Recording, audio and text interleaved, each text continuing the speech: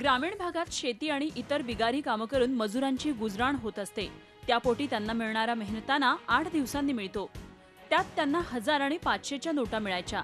त्या पैशांची बचत करून काही रक्कम जमवली।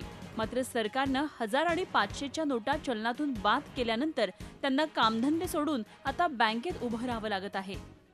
हमने मेहनत मजदूरी करे 3 दिन से हमारे पास खर्चे को पैसा नहीं है। ये पैसा होकर भी हम भूखे मर रहे। दुकानदार हमको वापस कर दे रहा, छुट्टा पैसा मांग रहा हो। ग्रामीण भागातील अर्थव्यवस्था शेतीवर अवलंबून असते। शेतीत काम करणाऱ्या मजुरांना दररोज मजुरी द्यावी लागते। मात्र शेतकऱ्यांनी आपल्याकडे असलेली जमापुंजी बँकेत जमा केली आहे। त्या बदल्यात त्यांना फक्त 4000 रुपये मिळत आहेत। त्यामुळे मजुरी देण्यासाठी पैसे नसल्यानं शेतीची कामं खोळंबली आहेत। इथे पैसे मिळतात 4000 3000 आणि तिकडे 12000 मजुरी लागते। मजुरीला पैसे मिळत नाही आणि सकाळपासून ते 12 वाजून शेतीचे इथे थांबलेलं आहे। सरकारच्या या निर्णयामुळे ग्रामीण भागातील अर्थव्यवस्था पूर्णपणे मंदावली आहे।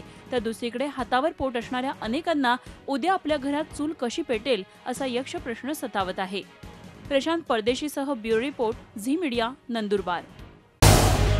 झी 24 तास रहा एक पाऊल पुढे।